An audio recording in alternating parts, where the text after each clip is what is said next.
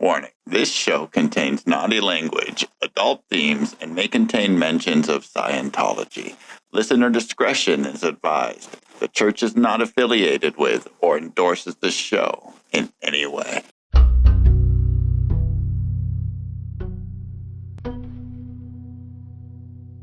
Welcome to Mytruth, and this week we are going to be discussing the Mace Kingsley Ranch in 1988.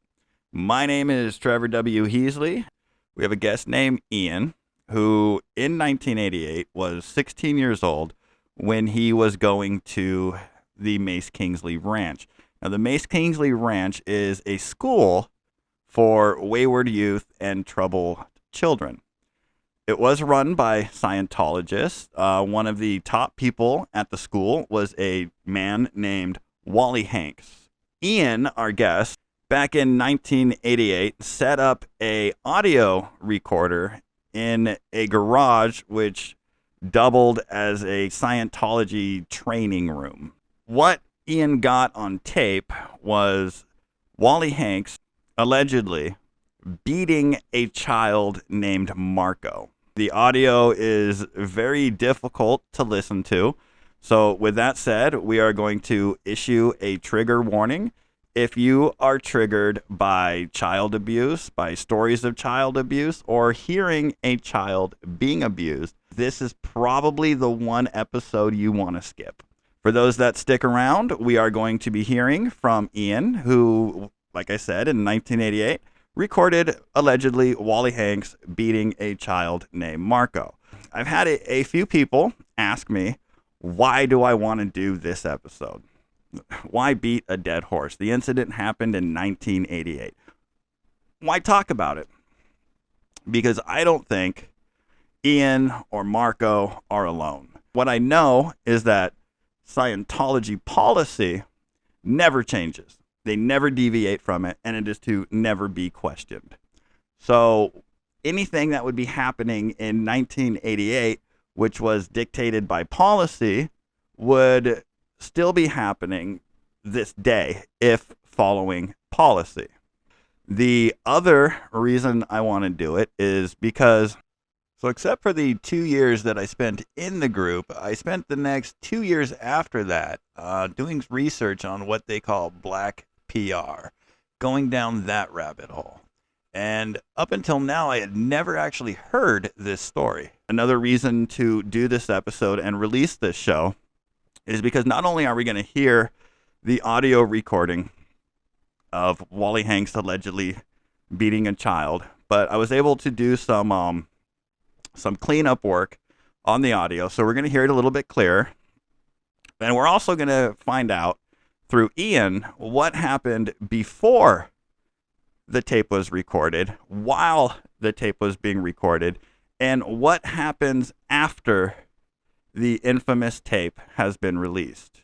With that said, cue the music. Are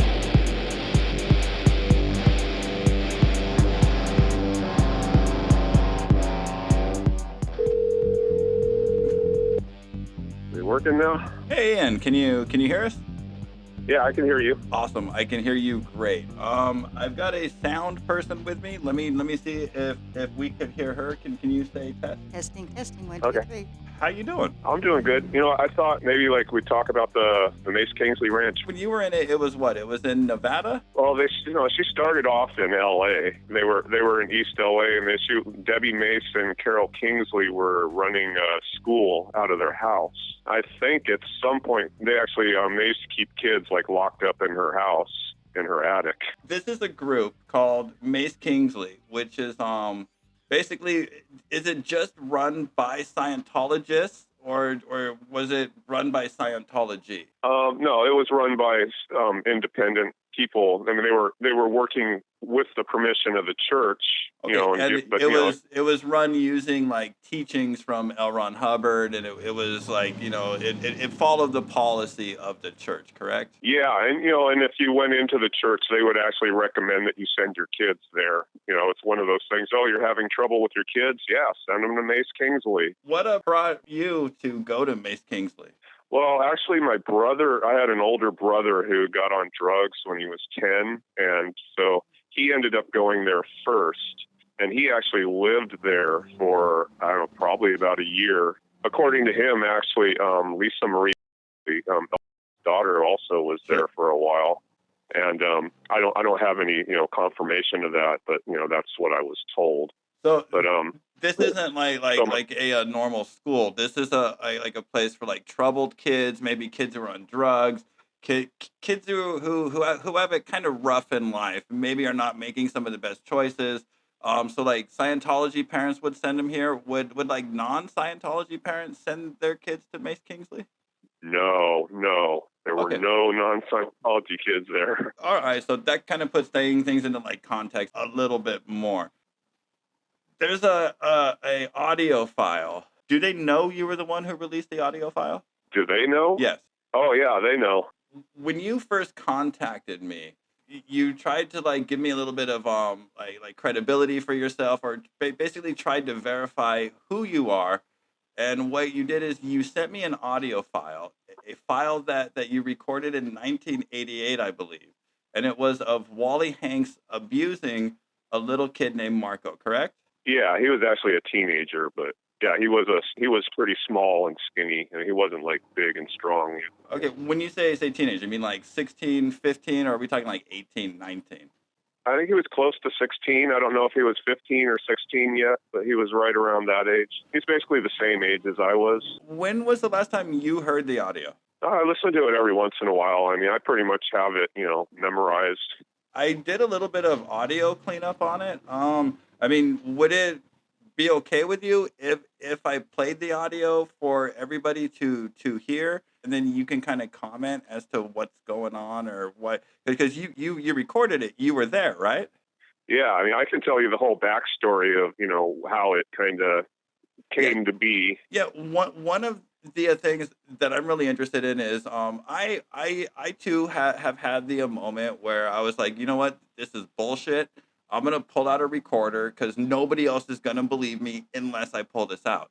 But something happened before that incident that made me go, oh, all right, I need to start documenting.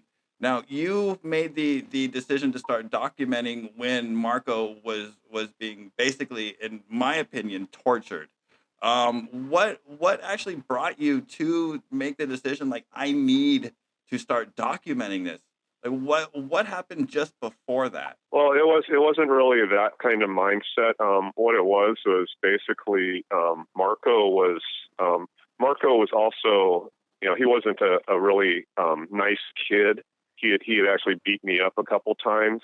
So, he had run away, and they had tricked him into coming back. Oh, And Marco didn't know, but while he was on his way back, they were setting up this whole thing where Wally was making a paddle from scratch and drilling holes in it to make it, cut through the air faster. And he had two other large men, kind of rehearse what they were going to do when he got back. And, they set up the course room. So, they were going to take him in there and, give him a justice lecture. this was premeditated. Oh yeah, yeah. They had planned it out for at least 2 days. Wally made the paddle, in front of all the kids, and he offered. There was, I think, 8 kids there at the time. It was right when the ranch started. It was like, within the first year of it starting, and he had offered the kids. He said, "Okay, carton of cigarettes for whoever lets me test the paddle out on them." So there's this one kid in there named Charles. He was just a real screw up, and he volunteered, and he stood up in the middle of the room, and Wally whacked him with the paddle, and he screamed like a banshee, and it was all kind of fun and games at first, but then I guess after a while it morphed into just everybody got beat. But Marco was the very first one that got the paddle at the ranch. There was no beatings except for kid on kid beatings before that. From doing a little bit of research into to a Wally, I went on to the Tony Ortega site, the underground bunker, and apparently he died in 2017. And his son is quoted as saying his dad Wally still had the paddle hanging on his wall, like in a position of almost worship. To me, that really bothers me. That like Yeah, I mean, something which would like inflict pain on kids has become like an almost like an idol of worship for this. I don't really want to call him man, but yeah, there was actually on Leah Remini's show, there was a guy, Nathan Rich, who, described, getting paddled with that paddle. And he said, after Wally was done, I think another girl, Astra Woodcraft, talked about, the same thing, where she said, when he was done, he would put a notch in it, like like a notch in his gun or something. But were you ever on the end of Wally's paddle? no, he Oh, knew good. better than to be. I would have burned his house down, literally. We had chatted a little bit earlier. You said you were about 2 years old when you were introduced to Scientology. From what I've read, and it makes sense that there's really three ways that one would enter a cult. One of them is to be tricked into it. One of them is to be recruited into it, and one of them is to be born into it. Although you weren't technically born into it, I would say 2 years old is pretty much you were there without a choice. And and I didn't know any better, until I got older. I figured it out when I was about 11, 12, and I finally, when I got to be 13 years old, I just said, hey, I'm not doing this anymore. And so, then they started in on the, the pressure and stuff. And Like what did they try to do to make it seem more fun or entertaining to a child? well, my thing was, I had reached the state of clear at age 12, which was, pretty rare. And they put me they put me right, on track to start my OT levels at age 13. I mean, I had the solo course paid for. I had already done the Sunshine Rundown, and that my parents had me kind of saving every quarter and every dollar I got for Scientology, and then they would match, me by my mother would match me a dollar for a dollar, and my dad would match me a dollar for a dollar. So, I got this first like $2,500 when I was a, 11, 12-year-old kid, and they took it and, spent it on, I was living basically in poverty at that point because they were spending all their money on Scientology. So they spent this $2,500 or whatever on the Sunshine Rundown, and I went over to Celebrity Center to do it, and they gave me this check sheet. And the check sheet was like, okay, you go outside and you start talking to trees and rocks and just this weird crap that made no sense. And when I was done, I was like, you know what? I'm still miserable. My life is miserable, and I just wasted all this money. I could have had a nice bicycle or something, to ride around and have fun, or I could have gone to Disneyland or something, and instead I got the Sunshine Rundown. And at that point, I was just like, I don't want to do this anymore. So talking to trees and like imaginarily talking to inanimate objects and stuff is no replacement for a bicycle for a child. Yeah, That's insane. There was no sunshine on the Sunshine Rundown for me.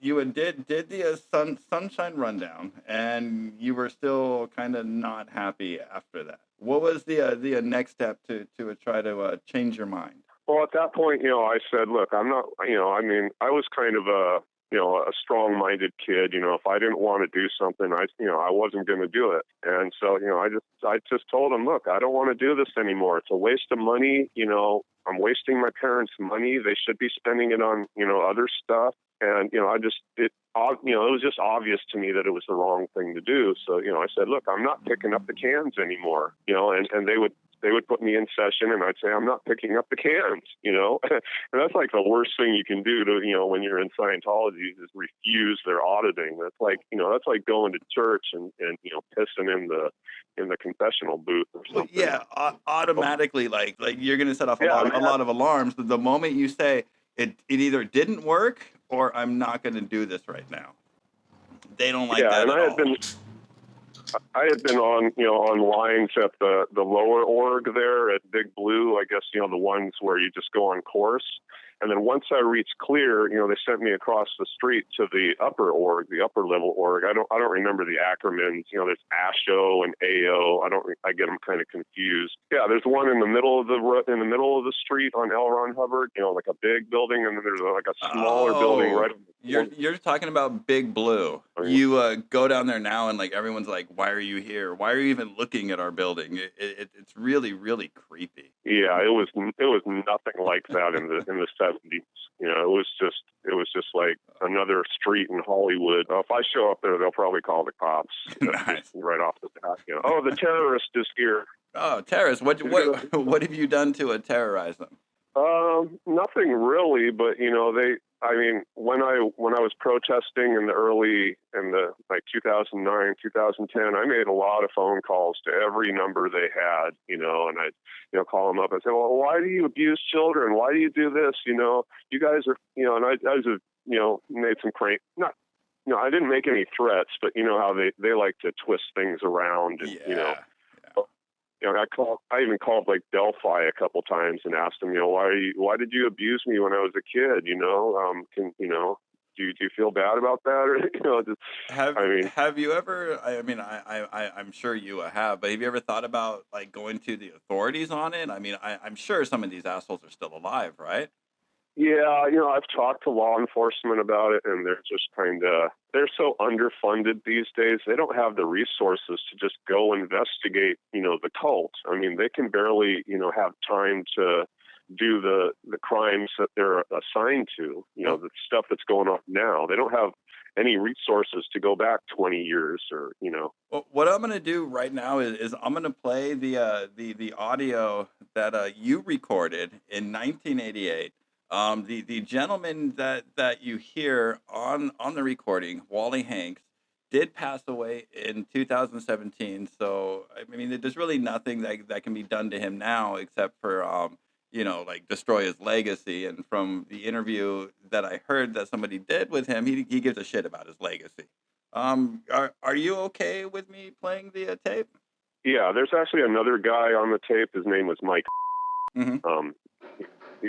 There's two large men there, and then there was another adult, kind of a teenager. I think he was 19 or 20, but he didn't talk at all. He's just there kind of to chase Marco around and catch him. All right, so but yeah, basically, if Marco wanted to run at this point and he didn't want it to happen, he had no choice, correct? There was two large guys there, you said? Yeah, he was cornered in the course room. They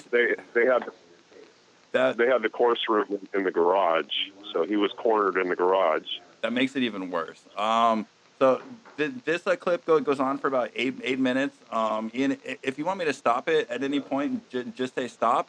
All right, here we go. Okay.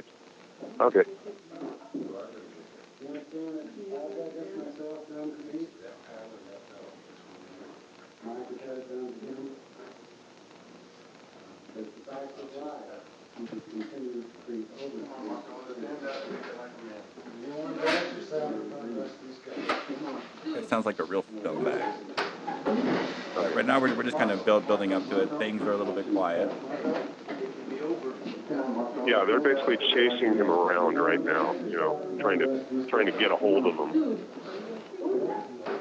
He's saying like, "Come on, Marco! Come on, Marco!" Yeah, he was a skinny little kid. He was wily. They had a hard time getting their hands on him. I tell you the part that really bothers me is he was being beat while having to look L. Ron Hubbard in the eye. That's just insane.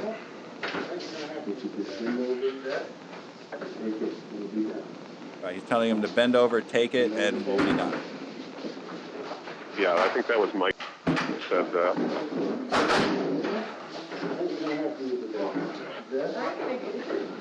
Yeah, that's Mike Miller. All right. Take it like a man? Yeah. Why doesn't Mike be a man and not beat children? Yeah, he was another sicko. He liked to castrate pigs.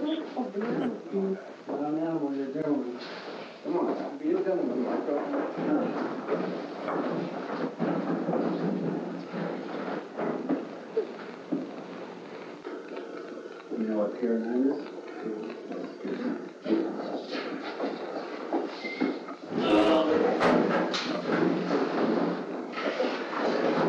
right, we can hear like chairs being moved or like some kind of like setup being created. Yeah, they arranged the desks so they could like kind of corral him, and they were going to hold him against the desk. Is what it was. And none of these guys went to a jail for this? No, it was sanctioned by, he submitted it to the church, to the case officer and everything, so it was all sanctioned. You have no idea how, like, this pisses me off. The parents knew about it, too. All right, he's taking his jacket off, this poor kid. Yeah, so he's sweating. This is in Palmdale, so he was hot. He was sweating. All right, the bad part's about to start. I'm going to have a moment of silence here.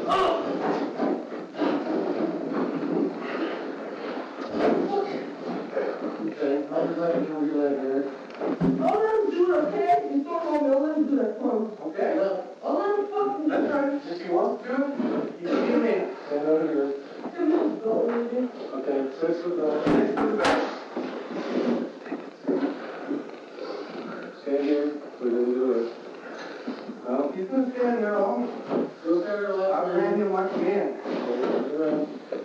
Over this way. Oh, I'm fucking in the knees. It's gonna hurt. That's the purpose of it.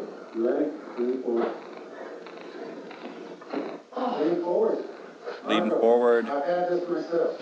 He's had it himself. Look at the picture of LRH right there. Marco.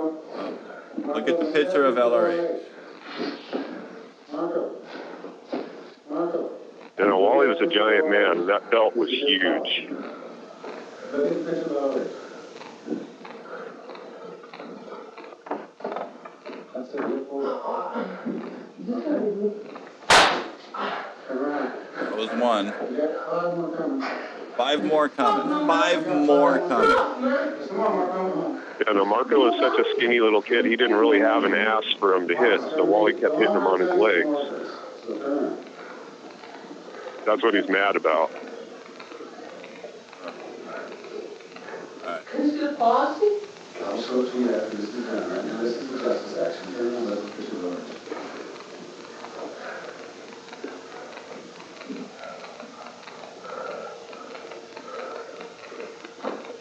Come on. Hold over here. Touch your hand like this. On the first. Okay, let's go. Don't leave me right there. You hit my butt. I'm going to try. Just get up there.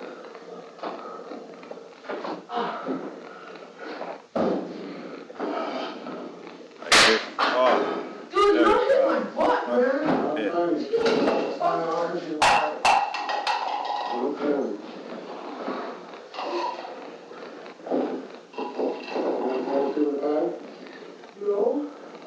My sound girl is like literally crying right now.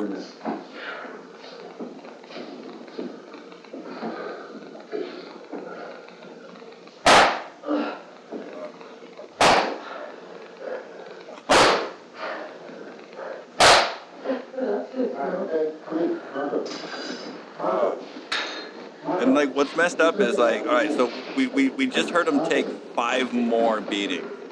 And for me, I think even though you think it's over and he doesn't get beat anymore, the worst part is about to happen right now. Yeah, that's what I was about to say. The end is the worst. I mean, you would think him getting beat would be the worst, but no, Wally tops it off.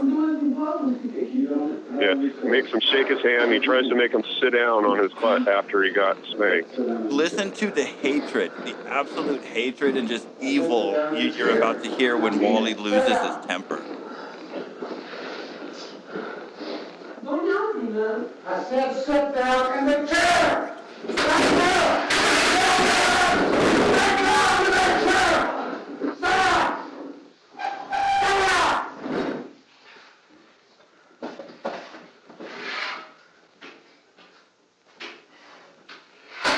You took the punishment.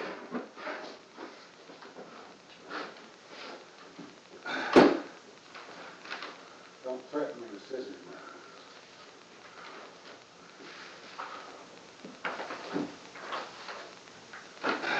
Right, I thought you observed. What include Marco's statements.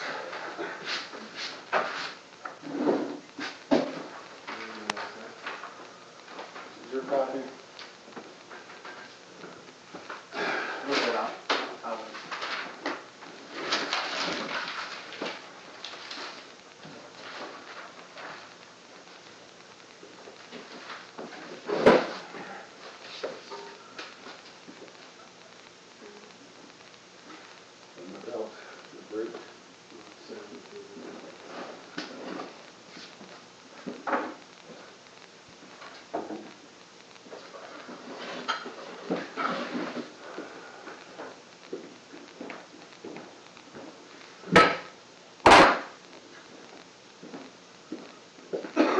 If you want to leave, you can do so at the condition of doubt, Marco.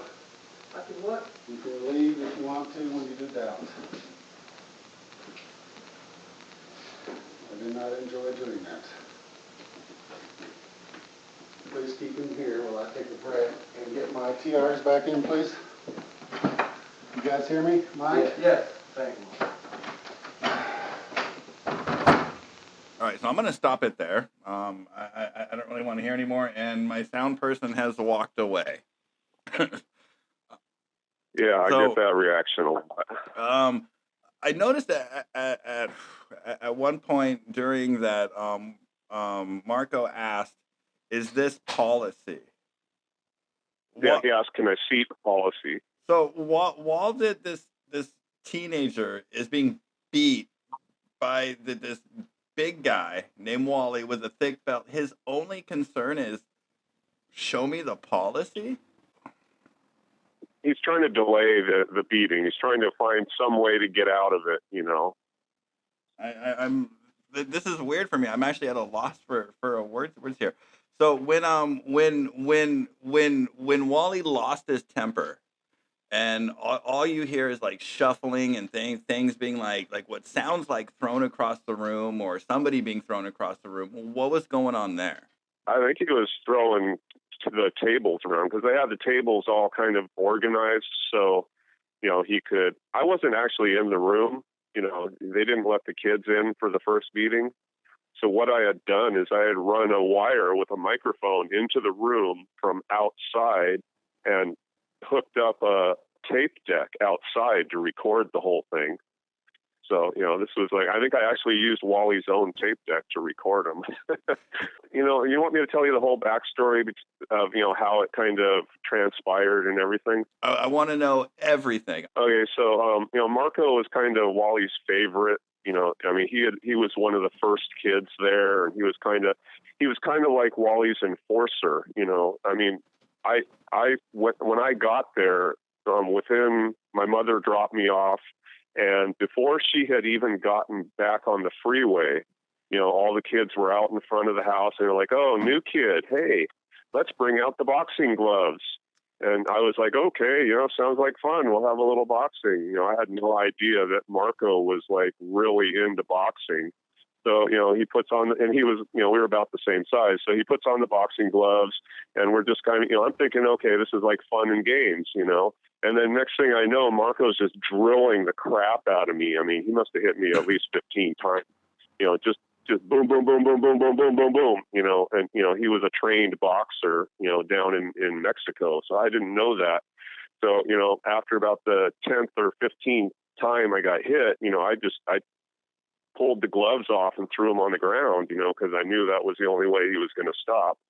And, you know, I mean, that was before my mom had even gotten back on the freeway to go home, you know, within the first 10 minutes.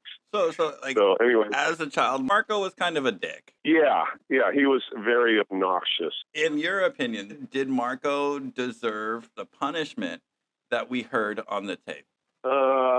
He deserved a punishment, but not like that. That didn't, you know, that didn't do him any good. It didn't do anybody any good. Do you still talk to Marco? I had one communication with him after I released the tape where he had sent me like a private message on one of the message boards.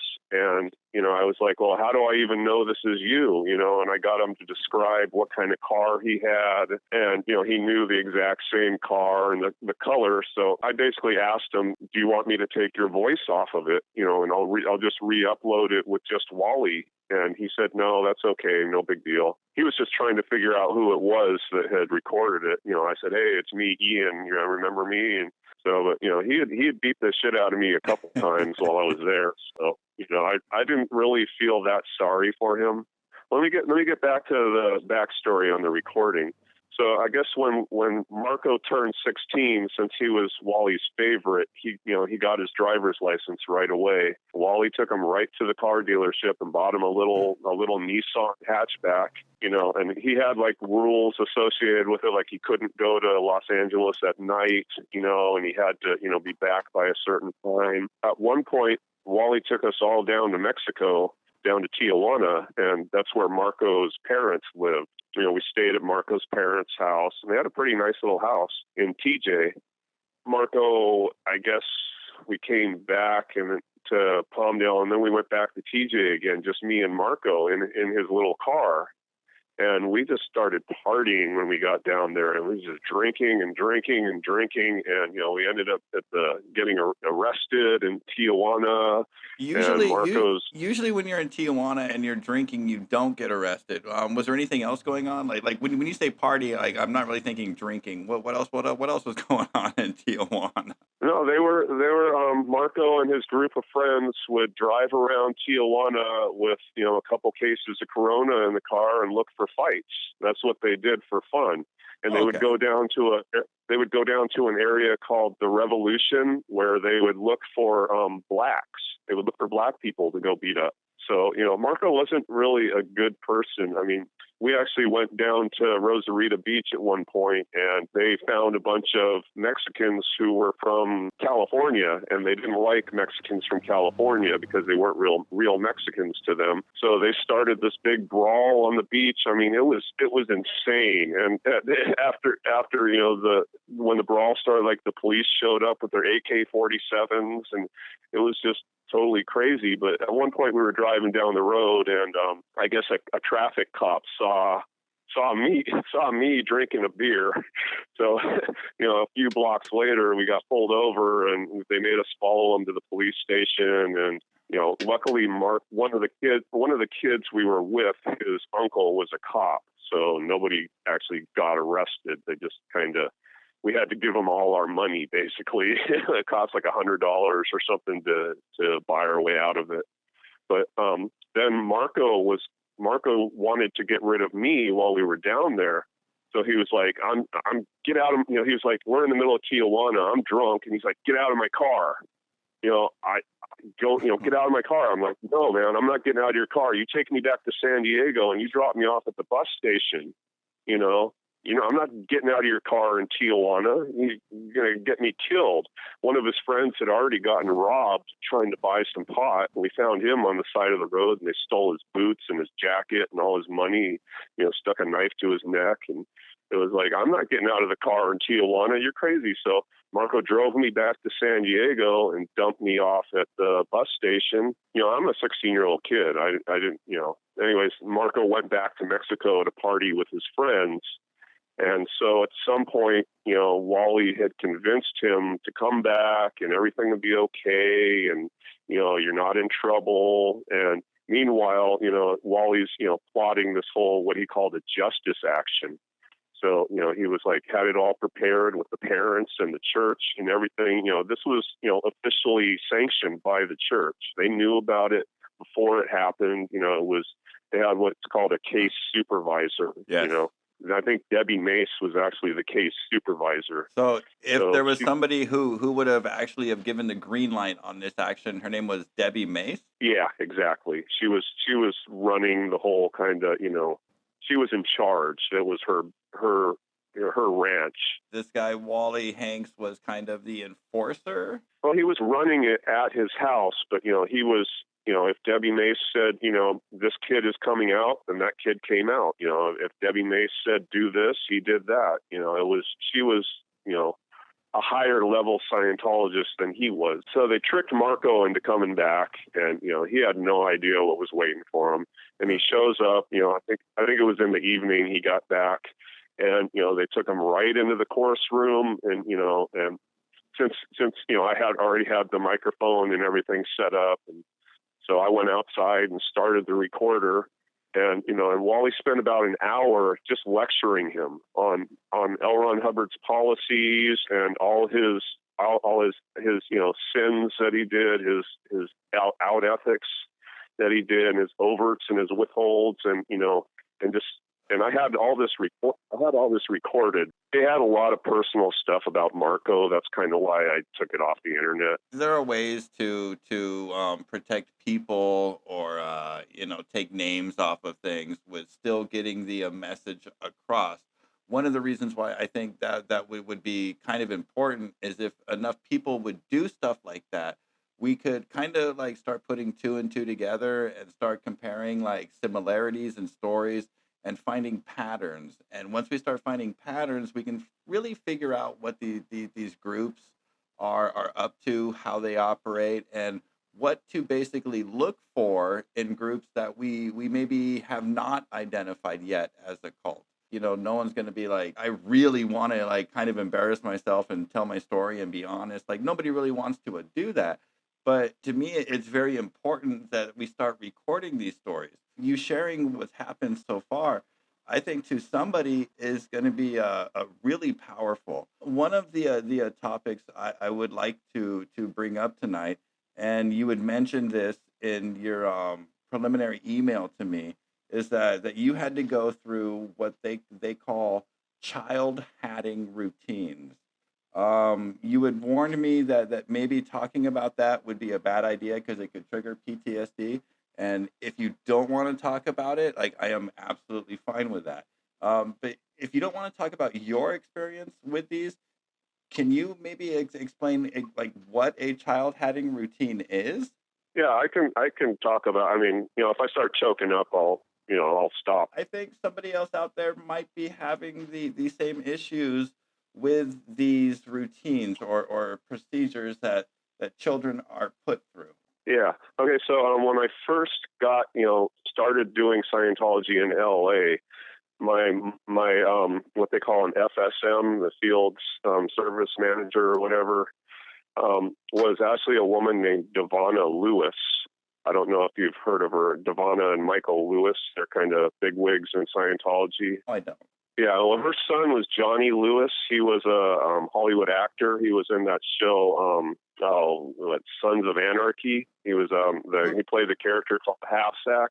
His story does not end well. Exactly. So his mother was my mom's handler when, and mine. She was like the first one that I experienced Scientology through. And she was, a beautiful woman, and she was really nice and kind, and she didn't do anything cruel or anything like that. So, I had a good impression up until, that point. And at some point, I got a new auditor, after like a year or a year and a half or something. And I didn't know who this woman was. And they just took me to her house and dropped me off there.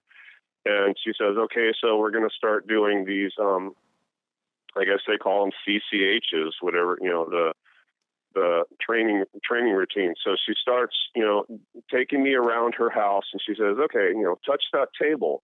And then I touch the table, because I'm trying to be cooperative. Okay, good. Now touch that chair.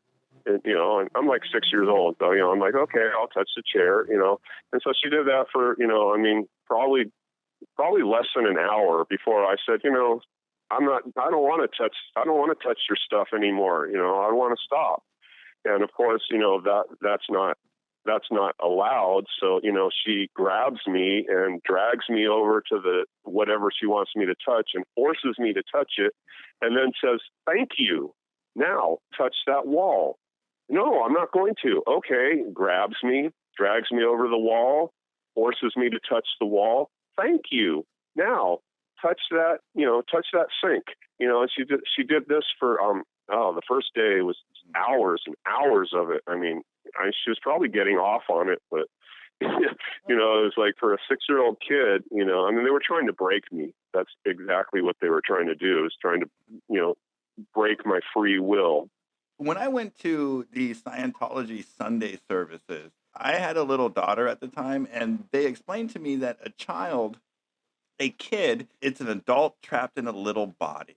That is one of their teachings. There's no difference between an adult and a kid. So to put a kid into that position where you have no choice but to put up with this bullshit, that to me is really, really messed up, because you would not put an adult in that position. So to me, whoever was doing that to you was doing it as a complete and total contradiction as to what I read and what I was taught first going into the church.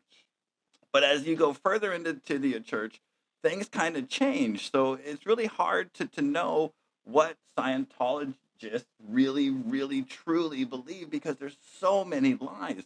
Like, was this child having routine normal, or were you being abused? I mean, I'm gonna say you were being abused, but was this normal within the eyes of the church? Do you think that this lady would have done this to an adult? If she could get away with it, yeah. I mean, that was the standard. They call it Tone 40 or 8C. Have all these cult words for it, but it's basically, you do what I say, and if you don't do what I say, I'm going to make you do what I say, and then say thank you. My parents had paid for what they call an intensive, which was, back then it was 12 hours of auditing with like $1,000. So it wasn't like now, where it's $1,000 an hour. It was, an hour for 1,000. Or 12 hours for $1,000, but it took her, over 2 days, and she was required, because she was being paid, to do the whole 12 hours of this, what they call processing, Well, so. you said 12 hours of auditing, and like when I think of auditing, and I think a lot of people think of auditing as like dianetics auditing, or going on the cans and regressing to previous points in life. I don't think touch this, feel my finger is really auditing.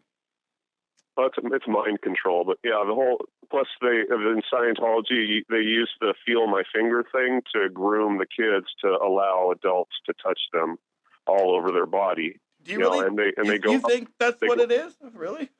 Yeah, they go up your legs, they do your crotch, they do your chest, they do your buttocks. I mean, oh my God! I have done the touch assist, and that thought has never crossed my mind that could be used to groom a child.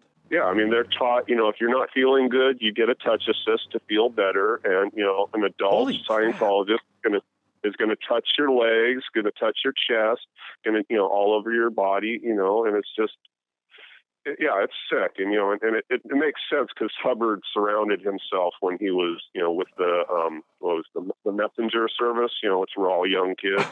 So far, every episode I have done of the show, there has been a moment where my mind is completely blown. And this is the moment in this episode that I realized, like, there's so much that actually happened when I was involved that I just didn't see. Like, maybe I'm still blind, like what else am I gonna figure out, or even you're gonna figure out years later, after leaving this group. All right, so Yeah. all right, my God, all right, this is the most difficult show I have done so far. So I probably wouldn't have been able to even do it 10 years ago. Like, what happened in the last 10 years? That, like, therapy, or just time elapsing, or? I've basically just kind of gone over it, myself, when I've been able to. Basically what I did was, about 10 years ago, I realized that I had a lot of repressed memories, and I was like, I could actually see myself, like I'd start thinking about something and my brain would just switch, and I would not let myself look at it. It was, it was just like a switch in my brain. It would just turn that thought off. And, I realized, wow. So I started actually self-medicating with, and I don't recommend people do this, but I started self-medicating with huge amounts of cannabis. And I started telling myself, okay, it's okay to look at it. It's not going to hurt you. Just look, be able to look at it, and get, work through it.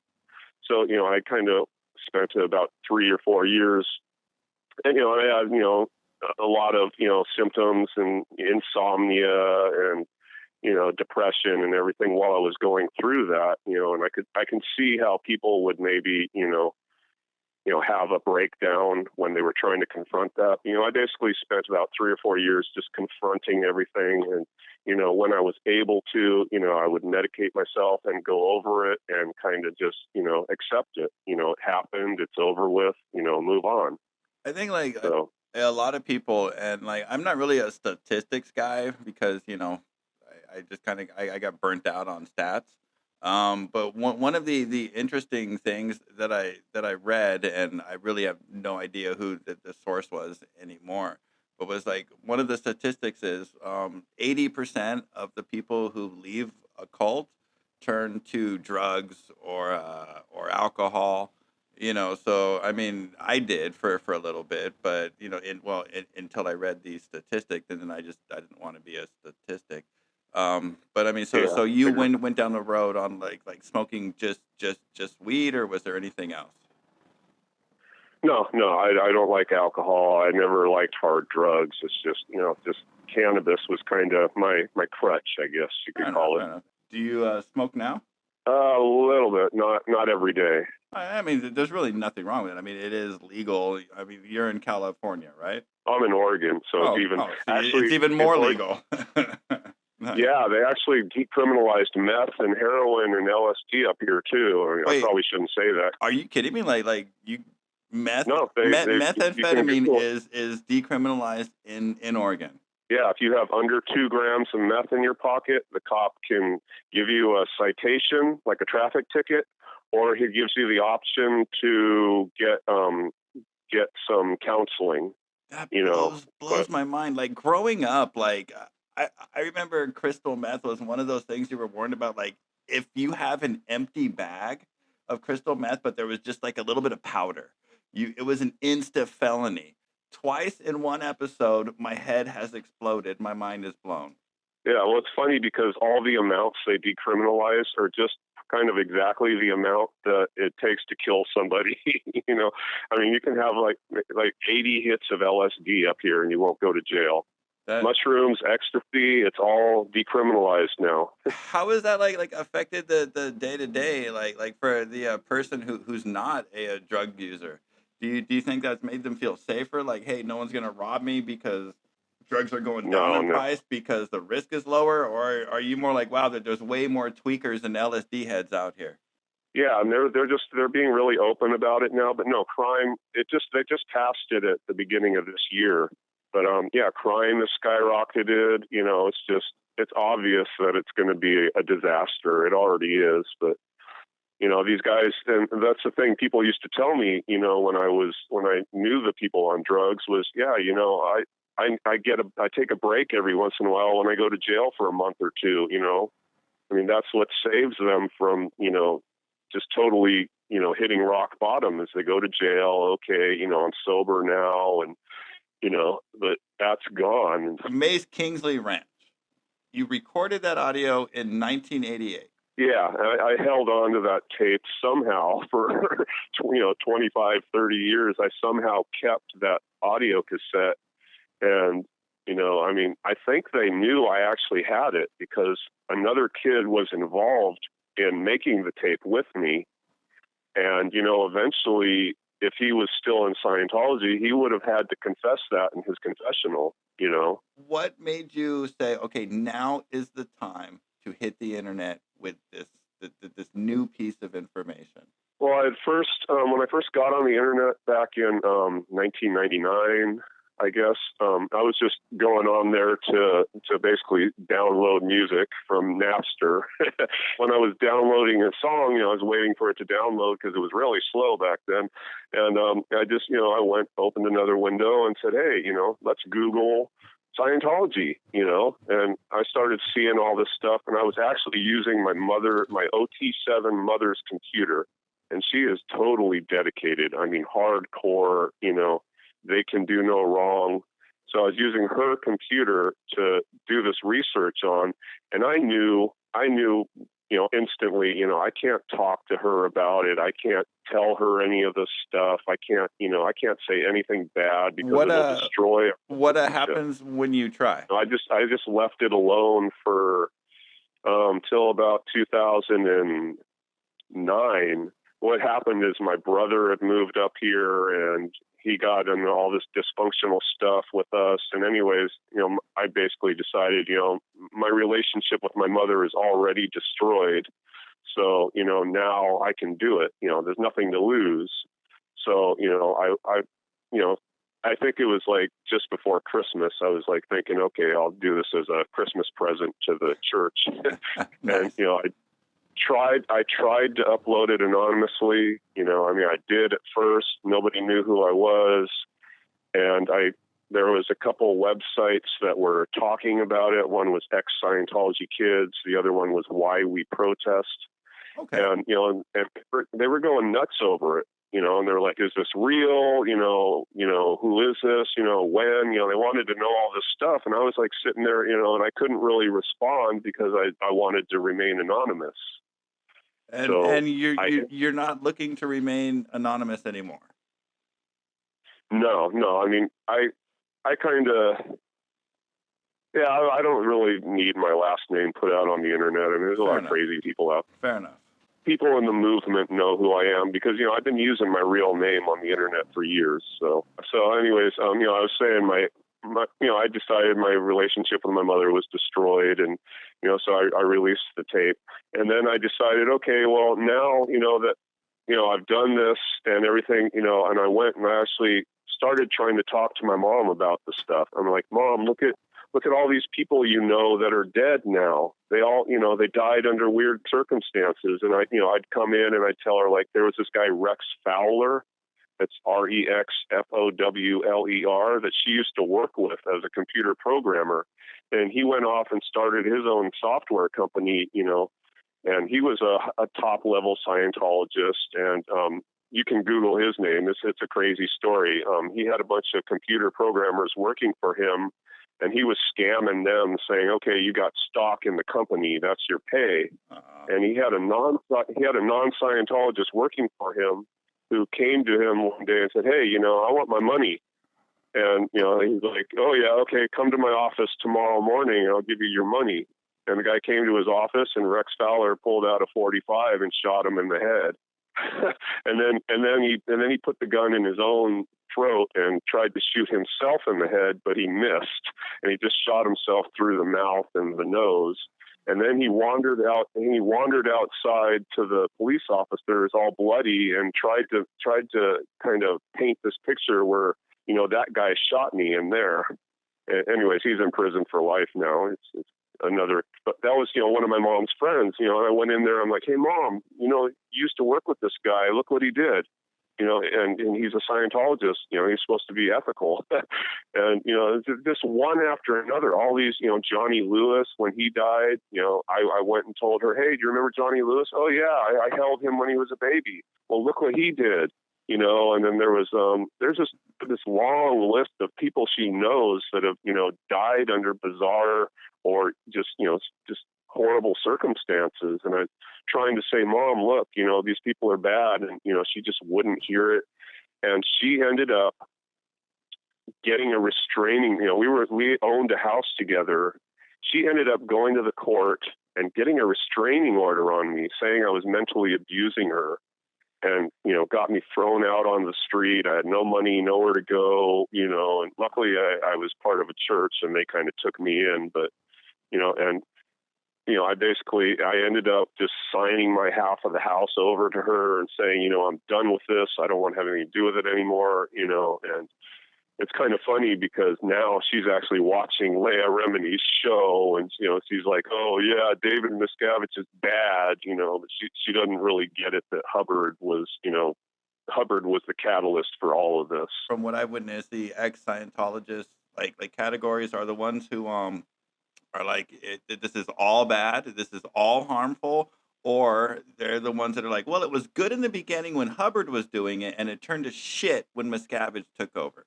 But it seems like all this stuff which has been leaked, all the stuff which has been talked about, multiple eyewitnesses, it seems like it is kind of a bad group. All I did, I asked my mom, give me 30 minutes to show you some stuff that I found, credible stuff about the church.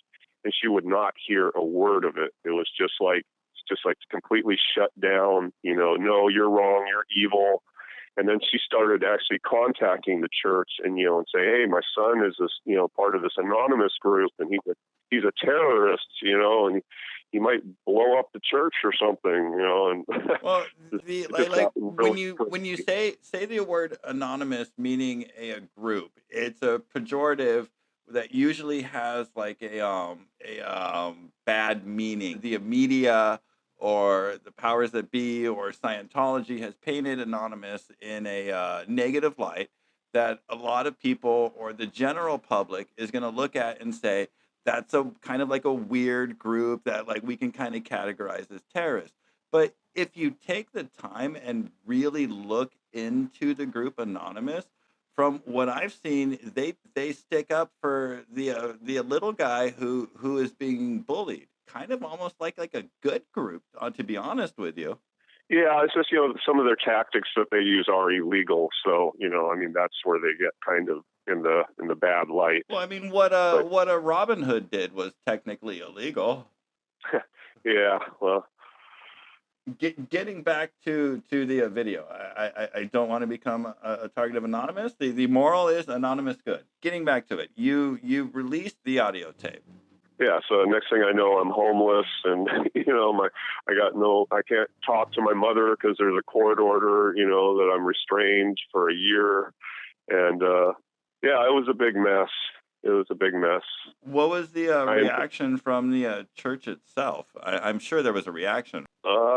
No, well, none that I saw. I'm sure they were keeping track of everything, and but she had a friend of hers that was still involved, and she's actually out now too. That was reporting on, everything that my mom told her and writing knowledge reports, and she was writing knowledge reports about you and your mom because of the tape, or just because your mom was like out. Well, because I was involved with the Why We Protest and Anonymous. Okay, gotcha. So they actually knew you were involved with the protest groups. Yeah, they came to my house probably about I'd say 2 or 3 months maybe after I released the tape. It couldn't have been. Well, no, it had to have been less than 3 months. No, it was probably about 2 or 3 months later that a couple Sea Org members showed up at my house when my mom was out in the garden, and they kind of surrounded her, and they started regging her, saying, "Well, let's get you back on the bridge. Can you got some money you can put on account? And he was like, no, I just want to, I don't have any money. I'm just living my life here." It's kind of funny. While they were kind of confronting her on one side of the house, I climbed out a window. I had security cameras all over the place by then. I crawled out a window on the other side of the house and let the air out of one of their tires. So I guess I can admit that now. It was over 10 years ago. And you know what? Yeah, I'm going to go ahead and edit that out just in case, because I don't want them to have any kind of ammo. No, you can put it in there. I don't. It's All right, fair enough. But I don't mind at all. I mean, they got so much dirt on me, from my childhood confessionals that I'm sure that eventually they'll throw it at me. But they have dirt on you from when you were a child. Yeah, the Wally Hanks actually got the last good confessional out of me when I was 16. And so how old are you now? 49. Okay. Anything that you did when you were a child, cannot be held morally, legally accountable for. You were a child. So whatever they have on you that you did when you were a kid, who gives a crap? That was when you were a kid. They can put it in their little hate websites, Well, I mean, the cool thing about doing these kind of shows about how Leah Remini kind of, I don't know if she went first, but so far she went the biggest. And the cool thing is like back in the day when Scientology would do the hate website, like Like who is, Chris Sheldon, or who is Tony Ortega? And they would release like these terrible, terrible things about you. And then when you would go to apply for a job, people would Google you and like they would find this terrible website, so they wouldn't hire you. But with the word getting out that this is one of their tactics, a lot of employers now like Google you, and as long as it's connected to Scientology, they just go, "Oh, it's Scientology. Who gives a shit what they say?" So they're really losing a lot of credibility, and that is like why we do this stuff, right? So that we can get these stories out there, so that we can expose them for what's really going on. Hey, Trevor here. Thank you so much for listening to My Truth On. We're going to end the episode here. This is a two-parter. This was part one you are listening to about the Mace Kingsley Ranch, and we were talking to Ian. Ian will be back next episode for part two of this conversation. Thank you so much for listening. Thank you, Ian, for being a part of this episode. And thank you to everybody else who participated either in an online discussion or anybody that I've talked to so far online about possible topics. Please email me if you can, if you have a story to tell, at mytruthonscientology@gmail.com. And don't forget to like, subscribe, do all that stuff, because it actually really does help. Thanks, guys. Bye.